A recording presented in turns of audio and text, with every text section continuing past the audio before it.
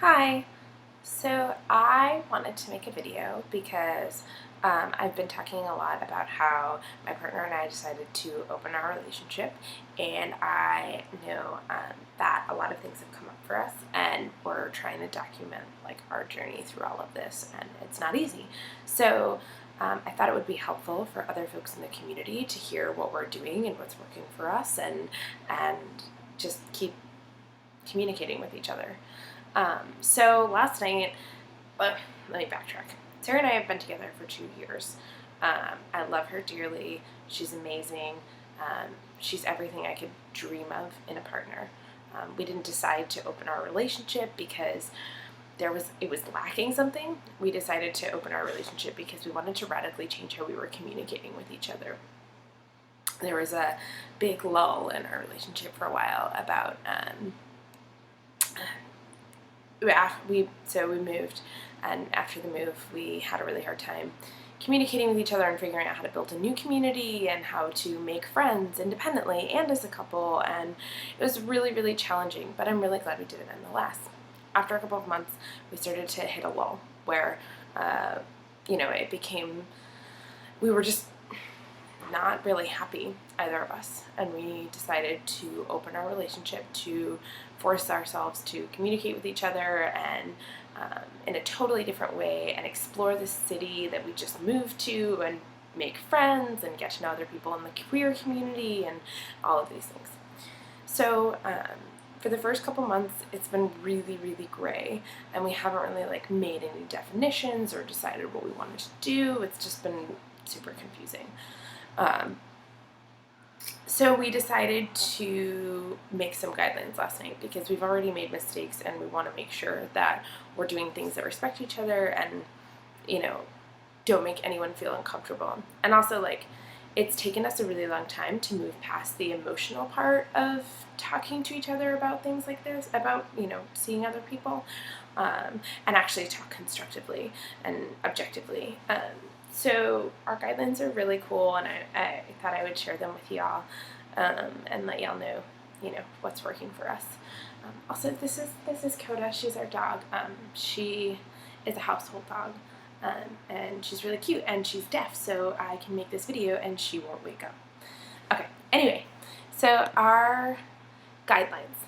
We are calling them working guidelines, a work in progress in no particular order, because these can change at any time.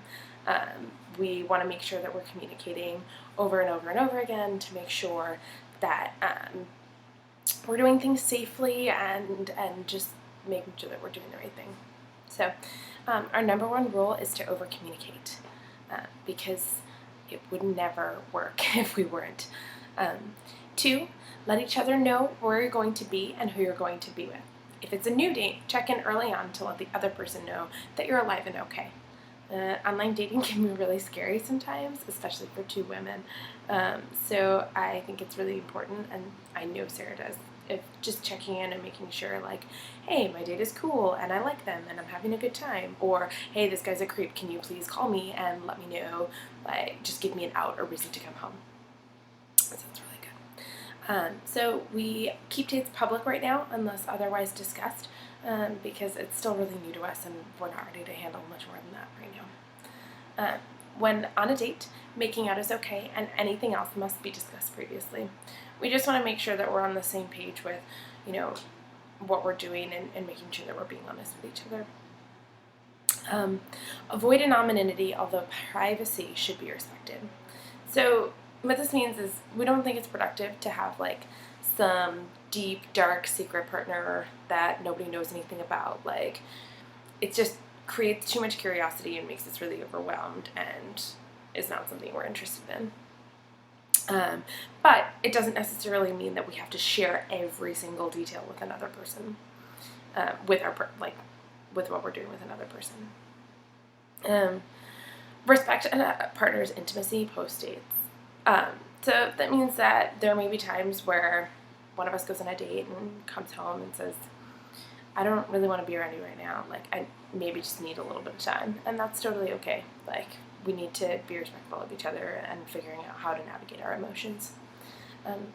Next is no surprises. By this we mean like just being really respectful. Like if one person was to come home from work and like expect a specific thing, like, you know, expect that we were gonna hang out that night, it doesn't mean that you can like automatically blow them off for another person. And it also means that, like, you know, we're not going to, like, so it kind of ties into the next one, which is partners can meet dates, but do so on a case-by-case basis and talk about it beforehand.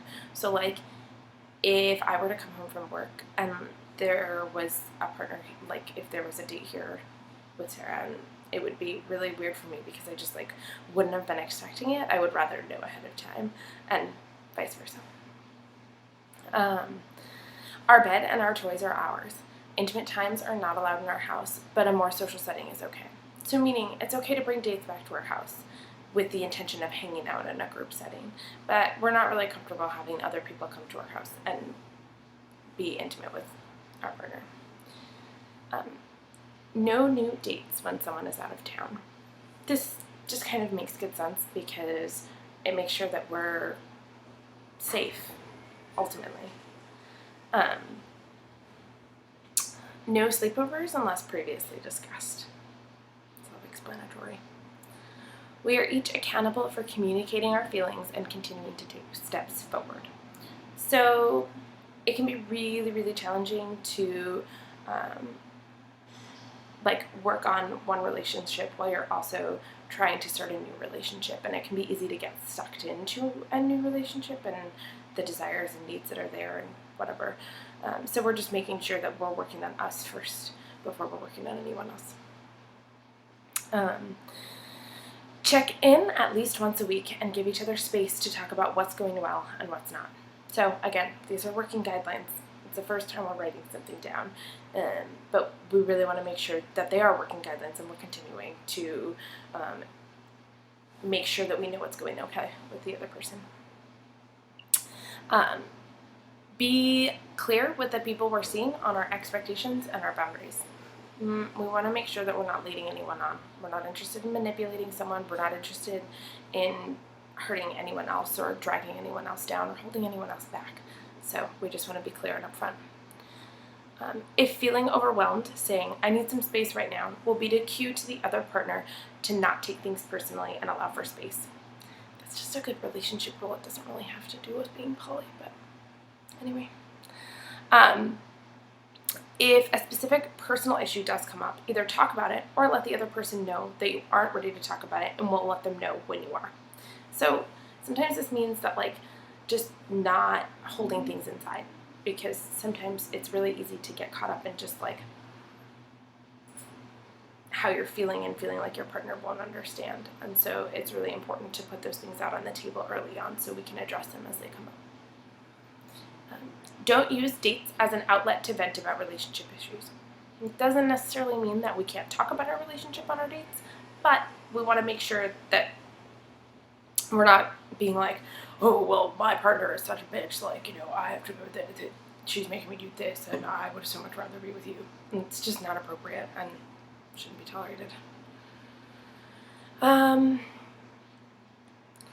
Communicate with and learn from other folks in open relationships, both online and in real life.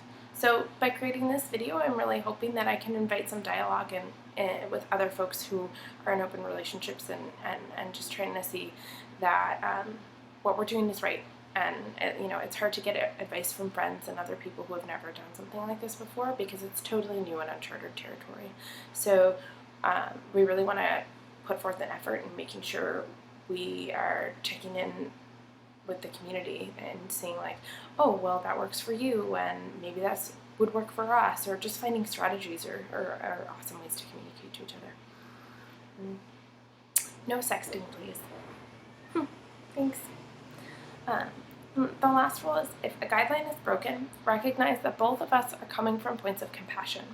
Have patience and understanding, yet don't compromise the integrity of what we have. Remember that we both love each other tremendously and have the power to make this work. Take time to think things over and don't make hasty decisions. Don't forget to acknowledge that our individual needs as well as our needs as a couple. Speak to each other and ourselves with respect, and remember that we're in this together. think that one kind of speaks for itself. So anyway, thanks for watching this whole thing. I know it's really long and probably incredibly boring, but I would really, really like to have a way to document all of the changes that we're going through and how we're doing it. So if you have any questions, feel free to send me an ask and let me know. Other than that, thanks for watching.